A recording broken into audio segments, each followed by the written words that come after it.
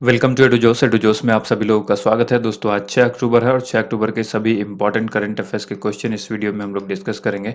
इस वीडियो में आपको करंट अफेयर्स के साथ साथ एक्स्ट्रा फैक्ट्स बताए जाते हैं और स्टैटिक जीके के क्वेश्चंस भी कवर कराए जाते हैं, जो आपके एग्जाम के पॉइंट ऑफ व्यू से काफ़ी इंपॉर्टेंट होता है। तो वीडियो में लास्ट तक बने रहिएगा। वीडियो पसंद आती है तो इसे ज़्यादा से ज़्यादा लाइक कीजिएगा। इस वीडियो पर टारगेट जो है वो 5000 लाइक्स का है। उम्मीद करते हैं आप इसको ज़रूर पूरा करेंगे। वीडियो को अपने दोस्तों के साथ हर एक नेटवर्क पर, जैसे कि आप व्हाट्सएप, टेलीग्राम, जहाँ भी आपके फ्रेंड्स हैं, फेसबुक, इन सब पर शेयर ज़रूर करें। चैनल से अगर आप अब तक नहीं जुड़े हैं तो सब्सक्राइब करके बेल आइकन ज़रूर प्रेस करें ताकि हर वीडियो का नोटिफिकेशन मिलता रहे। शुरू करेंगे हमारे डेली मोटिवेशनल कोट से। हासिल होगी मंजिल भी तू तैयारी करके तो देख, आग लगेगी फिर सीने में तू चिंगारी बन के तो देख। आप चिंगारी जीत की इस वीडियो को लगातार देखते रहिए। चिंगारी एक दिन आप जरूर बनेंगे और ये काम हमारा है। चिंगारी बनाना जो काम है वो हमारा यानी एडुजोस का काम है। इस वीडियो का पीडीएफ अगर आप लेना चाहते हैं तो डिस्क्रिप्शन में हमने डायरेक्ट लिंक दे दिया है। वहाँ से आप इस एप्लीकेशन को इंस्टॉल कर सकते हैं, एडुजोस एप्लीकेशन को, जिसको 1 लाख से भी ज़्यादा लोगों ने इंस्टॉल किया हुआ है। यहाँ पर आपको पीडीएफ जो है वो बिल्कुल फ्री में मिलती है। तो चलिए शुरू करते हैं हमारे प्रश्न से। जो कल हमने चिंगारी प्रश्न पूछा था, इसका आंसर देखेंगे सबसे पहले। हाल ही में सरकार ने नमामि गंगे कार्यक्रम के लिए किसे शुभंकर बनाया है? तो आंसर हो जाएगा चाचा चौधरी ने। कई सारे लोगों ने इसका आंसर करेक्ट बताया था, तो ऑप्शन ए यानी चाचा चौधरी इसका राइट आंसर हो जाएगा। अब बारी है आज के करंट अफेयर्स की। यहाँ पर सबसे पहला सवाल है, प्रतिवर्ष गंगा नदी डॉल्फिन दिवस कब मनाया जाता है? तो हर साल गंगा नदी डॉल्फिन दिवस जो मनाया जाता है ये 5 अक्टूबर को मनाया जाता है। ऑप्शन बी यहाँ पर राइट आंसर हो जाएगा। राष्ट्रीय स्वच्छ गंगा मिशन द्वारा प्रतिवर्ष 5 अक्टूबर को गंगा डॉल्फिन दिवस के रूप में मनाया जाता है। आज ही के दिन यानी 5 अक्टूबर 2010 में गंगा डॉल्फिन को राष्ट्रीय जलीय जीव घोषित किया गया था। क्या किया गया था? राष्ट्रीय जलीय जीव घोषित किया गया था 5 अक्टूबर 2010 को। याद रखिएगा, ये बहुत इंपॉर्टेंट फैक्ट है। इसमें आपको याद रखना वैज्ञानिक नाम भी इसका, ठीक है, इसका वैज्ञानिक नाम होता है प्लेटनिस्टा गैंगेटिका। ठीक है, किसका नाम है ये नाम है किसका? वो ये जो गंगा डॉल्फिन है इसका ये वैज्ञानिक नाम है, तो इसको याद रखिएगा, ये भी काफ़ी इंपॉर्टेंट पॉइंट है। गंगा डॉल्फिन केवल मीठे पानी में रह सकती है, यह वास्तव में दृष्टिहीन होती है। भारतीय वन्यजीव संरक्षण अधिनियम 1972 की अनुसूची 1 के तहत गंगा डॉल्फिन का शिकार करना प्रतिबंधित है। गंगा डॉल्फिन को आईयूसीएन की रेड लिस्ट में इंडेंजर्ड की श्रेणी में रखा गया है। करंट अफेयर्स रिवीजन में आपको याद रखना है, भारत और एशिया का पहला राष्ट्रीय रिसर्च सेंटर पटना विश्वविद्यालय के परिसर में गंगा तट पर बनेगा। नेक्स्ट क्वेश्चन है, दालचीनी की संगठित खेती शुरू करने वाला पहला राज्य कौन बन गया है? यहाँ पर इस क्वेश्चन का आंसर हो जाएगा Himachal Pradesh. Option number D इस क्वेश्चन का राइट आंसर है। हाल ही में हिमाचल प्रदेश सच्ची दालचीनी की संगठित खेती शुरू करने वाला भारत का पहला राज्य बन गया है। एसआईआरएस के institute of Himalayan bio resource technology ने, ठीक है, ये जो है हिमाचल प्रदेश में पायलट तौर पर जो है दालचीनी यानी सिनामोन की जो खेती है वो शुरू की है। इंपॉर्टेंट फैक्ट में याद रखना है, दालचीनी श्रीलंका मूल का वृक्ष है। यह वृक्ष कम पोषक तत्व युक्त लैटेराइट एवं बलुई मिट्टी में उगाया जा सकता है। करंट अफेयर्स रिवीजन में आपको याद रखना है, Himachal Pradesh emergency response and support system ERSS को लागू करने वाला पहला राज्य बना है। ई परिवहन सेवा देने वाला हिमाचल प्रदेश जो है वो देश का पहला राज्य है, ये भी आपको याद रखना है। नेक्स्ट क्वेश्चन देखिए। अगला सवाल है, साल 2021 के लिए फिजिक्स के क्षेत्र में यानी भौतिकी के क्षेत्र में नोबेल पुरस्कार जो है वो किसको दिया गया है? तो भौतिकी के क्षेत्र में 2021 का जो नोबेल पुरस्कार है उससे सम्मानित हुए हैं ये 3 व्यक्ति। ठीक है, एसयूकुरो मनाबे जो कि जापान के हैं, क्लॉस हैसलमैन जो कि जर्मनी के हैं, और जॉर्जियो पारिसी जो कि इटली के हैं। इन तीनों को दिया गया है, तो राइट आंसर हो जाएगा ऑप्शन नंबर डी, इनमें से सभी। ठीक है, नेक्स्ट यहाँ पर इसके बारे में जान लीजिए। साल 2021 के लिए भौतिकी यानी फिजिक्स का नोबेल पुरस्कार 3 वैज्ञानिक को दिया गया, जिनके नाम हमने आपको बता दिया। तीनों का नाम एक बार फिर से देख लीजिए, स्यूकुरो मनाबे, क्लॉस हैसलमैन और जॉर्जियो पारिसी।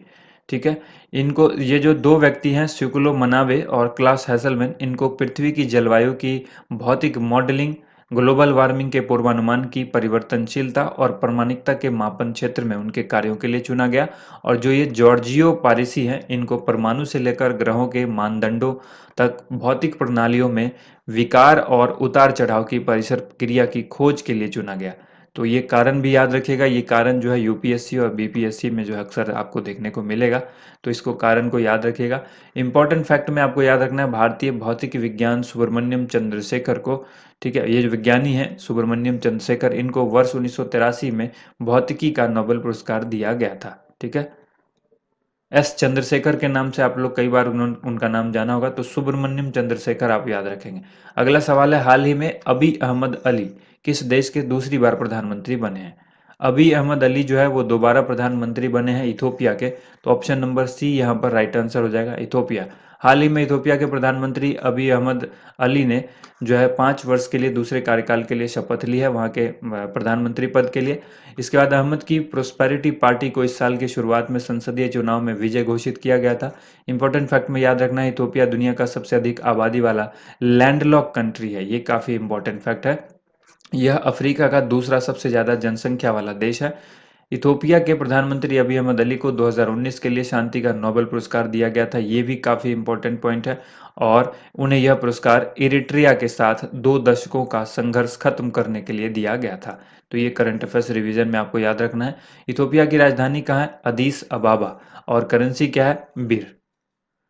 नेक्स्ट क्वेश्चन देखिए, हाल ही में किस राज्य के 7 उत्पादों को एक साथ जीआई टैग का दर्जा दिया गया है? ये 7 उत्पाद जो है इनको एक साथ जो है जीआई टैग मिला है, और ये किस राज्य के हैं?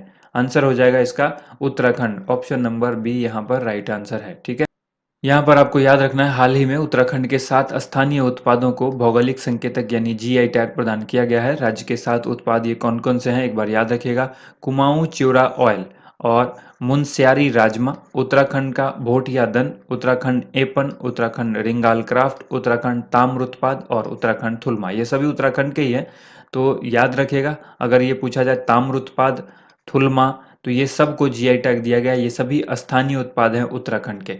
इंपॉर्टेंट फैक्ट में याद रखना है आपको कि भारत में भौगोलिक संकेतक के पंजीकरण को यानी geographical indication of goods registration and protection act 1999 के द्वारा विनियमित किया जाता है। यह अधिनियम 13 सितंबर 2003 को प्रभाव में आया था।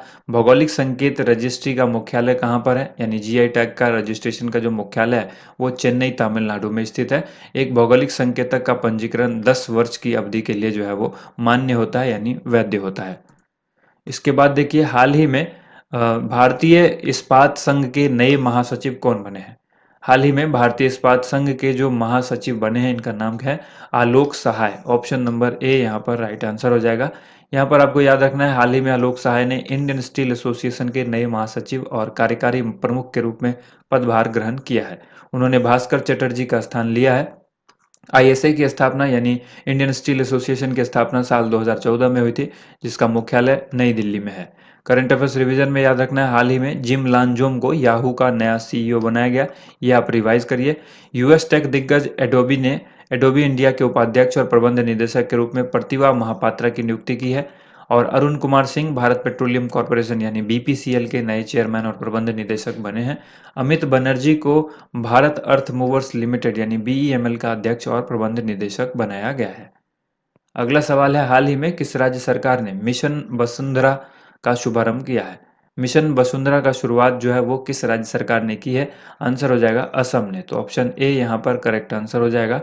हाल ही में असम के मुख्यमंत्री यानी चीफ मिनिस्टर हिमंत विश्व शर्मा ने मिशन वसुंधरा का शुभारंभ किया है। यह एक ऑनलाइन प्रणाली है जिसके माध्यम से राज्य के लोगों को अपने भूमि संबंधी मुद्दों को आसानी से हल करने में सक्षम बनाकर राज्य के भूमि रिकॉर्ड को हल करने में मदद करेगा। करंट अफेयर्स रिवीजन में याद रखना है, असम का जो भूपेन हजारिका ब्रिज या ढोला सादिया सेतु है वो भारत का सबसे लंबा सेतु यानी पुल है। तो ये इंपॉर्टेंट फैक्ट है और इसको रिवीजन में हम लोग याद रखेंगे। इस पुल की लंबाई 9.15 किलोमीटर है, जिसका उद्घाटन पीएम नरेंद्र मोदी ने किया था। ठीक है, कितनी किलोमीटर है? 9.15 किलोमीटर है, ये आपको याद रखना है। यह सेतु ब्रह्मपुत्र नदी की एक मुख्य उपनदी लोहित नदी पर स्थित है, ये भी आपको याद रखना है। और हाल ही में उपराष्ट्रपति एम वेंकैया नायडू ने असम के सबसे बड़े नागरिक पुरस्कार लोकप्रिय गोपीनाथ बोरदोलाई पुरस्कार से जो है वो प्रदान किया है। ठीक है, उपराष्ट्रपति एम वेंकैया नायडू ने असम के सबसे बड़े नागरिक पुरस्कार जो कि है लोकप्रिय गोपीनाथ बोरदोलाई पुरस्कार, ये पुरस्कार असम के अंदर प्रदान किए हैं। नेक्स्ट क्वेश्चन है, भारत के पहले क्रिप्टो यूनिकॉर्न कॉइन डीसीएक्स ने अपना पहला ब्रांड एम्बेसडर किसको नियुक्त किया है? इस क्वेश्चन का आंसर हो जाएगा option number D, Amitabh Bachchan को नियुक्त किया है। कॉइन डीसीएक्स के ब्रांड एम्बेसडर कौन है? अमिताभ बच्चन। यहाँ पर याद रखना है कि कॉइन डीसीएक्स ने क्रिप्टो जागरूकता बढ़ाने और क्रिप्टो को एक उभरती हुई संपत्ति वर्ग के रूप में बनाने के लिए अमिताभ बच्चन को अपना पहला ब्रांड एम्बेसडर नियुक्त किया है। इंपॉर्टेंट फैक्ट में याद रखना है, कॉइन डीसीएक्स भारत का पहला क्रिप्टो यूनिकॉर्न है।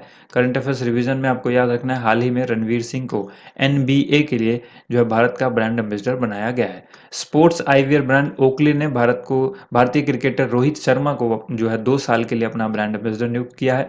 और चाइनीज स्मार्टफोन कंपनी वीवो ने भारतीय क्रिकेट टीम के कप्तान विराट कोहली को कंपनी का ब्रांड एम्बेसडर नियुक्त किया है। अगला सवाल है, किस संस्था के द्वारा अर्धवार्षिक वैश्विक वित्तीय स्थिरता रिपोर्ट प्रकाशित किया जाता है? इस क्वेश्चन का आंसर अच्छी तरह से आप याद रखिएगा, बहुत ही इंपॉर्टेंट सवाल है ये। आईएमएफ के द्वारा किया जाता है, इंटरनेशनल मॉनेटरी फंड जिसको हम लोग कहेंगे। Global financial stability report IMF का एक अर्धवार्षिक प्रकाशन है जो कि वैश्विक वित्तीय बाजारों की स्थिरता और उस पर जो है विस्तृत समीक्षा देती है।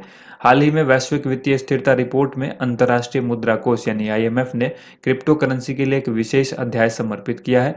आपको याद रखना होगा, इंटरनेशनल मॉनेटरी फंड के बारे में बहुत सारी जानकारी आपको याद रखनी होगी, जैसे कि इसका फुल फॉर्म, आईएमएफ का फुल फॉर्म होता है इंटरनेशनल मॉनेटरी फंड, अंतर्राष्ट्रीय मुद्रा कोष। इसकी स्थापना 1945 में हुई थी। इसका हेडक्वार्टर वाशिंगटन डीसी अमेरिका में है। इसके जो एमडी हैं वो है क्रिस्टलिना जॉर्जीवा और ये मेंबर कंट्री इसके 190 हैं। चीफ इकोनॉमिस्ट जो है इसके वो कौन है? गीता गोपीनाथ, जो कि एक भारतीय हैं, आप याद रखिएगा, ठीक है। इसके बाद भारतीय मूल के अमेरिकी नागरिक आप कह सकते हैं इसको। वैसे इसके बाद आप याद रखिएगा, करंट अफेयर्स रिवीजन में हाल ही में विश्व बैंक ने अपने ease of doing business report का प्रकाशन को बंद कर दिया है। ये भी एक काफ़ी इंपॉर्टेंट पॉइंट है। नेक्स्ट क्वेश्चन है, हाल ही में लॉन्च हुई जंगल नामा, ये एक पुस्तक है, इस पुस्तक के लेखक कौन है? जंगल नामा पुस्तक के लेखक का नाम जो है आपसे पूछा गया, आंसर हो जाएगा Amitav Ghosh. Option number C इस क्वेश्चन का राइट आंसर होगा, ठीक है। आपको अब यहाँ पर कुछ लॉन्च जो पुस्तकें हुई है अभी बीते कुछ दिनों में, वहां पर हम यहाँ रिवाइज करेंगे करंट अफेयर्स रिवीजन में। The secret to balancing work and family life, ये पुस्तक इंदिरा नूई की है। द बैटल ऑफ रिजांगला, ये जो है कुलप्रीत यादव ने लिखी है। The long game, how the Chinese negotiate with India, तो इसका आंसर हो जाएगा विजय गोखले की पुस्तक है। Translating my self and others, ये झुम्पा लाहिरी की पुस्तक है। 400 डेज, चेतन भगत की काफ़ी इंपॉर्टेंट पुस्तक है। A rude life, the memoir, Vir Sanghvi की पुस्तक है। द कपिल शर्मा स्टोरी, अमिताभ बोस की पुस्तक है। और human rights and terrorism in India, Subramanian Swamy ने ये पुस्तक लिखी है। Accelerating India, 7 years of Modi government, के.जे. अल्फोंस ने लिखी है। और a dream of revolution, a biography of Jayaprakash Narayan, इसको लिखा है विमल प्रसाद और सुजाता प्रसाद ने। अब बारी है आज के एक्स्ट्रा खुराक की। यहाँ पर 5 सवाल आपसे पूछे गए हैं। पांचों सवाल का आंसर आप वीडियो को रोक करके देने का प्रयास कीजिए। पहला सवाल, रेबीज के टीके की खोज किसके द्वारा की गई थी? चेचक के टीके की खोज किसने की थी? पोलियो के टीके की खोज किसने की? कोशिका की खोज किसने की? पेनिसिलिन की खोज किसने की? इसमें से एक सवाल जरूर आपको एग्जाम में देखने को मिलेगा। तो चलिए आंसर देख लेते हैं। रेबीज के टीके की खोज लुई पास्चर ने की थी। चेचक के टीके की खोज एडवर्ड जेनर ने की थी। और पोलियो के टीके की खोज किसने की थी? जोनास सॉल्क ने की थी। कोशिका की खोज अक्सर एग्जाम में पूछी जाती है, रॉबर्ट हुक ने की थी, ठीक है, रॉबर्ट हुक ने की थी। इसके बाद है पेनिसिलिन की खोज भी अक्सर एग्जाम में पूछा जाता है, अलेक्जेंडर फ्लेमिंग ने की थी, ठीक है, अलेक्जेंडर फ्लेमिंग ने की थी पेनिसिलिन की खोज। तो ये 5 सवाल हमने आपको एक्स्ट्रा खुराक के तौर पर बताया। अब बारी है आपके चिंगारी प्रश्न की, जिसका आंसर आप सभी को कमेंट बॉक्स में लिखना है। इस प्रश्न का सही उत्तर आप सभी को आंसर जो है वो कमेंट बॉक्स में लिखना है। यानी किस राज्य के वाडा कोलम चावल को भौगोलिक संकेतक टैग दिया गया है, यानी जीआई टैग दिया गया है। वाडा कोलम चावल जो है वो किस राज्य का है जिसको जीआई टैग दिया गया? 4 ऑप्शंस हैं, केरल, कर्नाटक, तेलंगाना या फिर महाराष्ट्र। जो भी करेक्ट आंसर है आप कमेंट बॉक्स में ज़रूर लिखें। उम्मीद करते हैं आप सभी को वीडियो पसंद आई होगी। वीडियो को ज़्यादा से ज़्यादा लाइक एंड शेयर कीजिएगा। थैंक यू सो मच, आप सभी लोगों का वीडियो देखने के लिए बहुत बहुत धन्यवाद।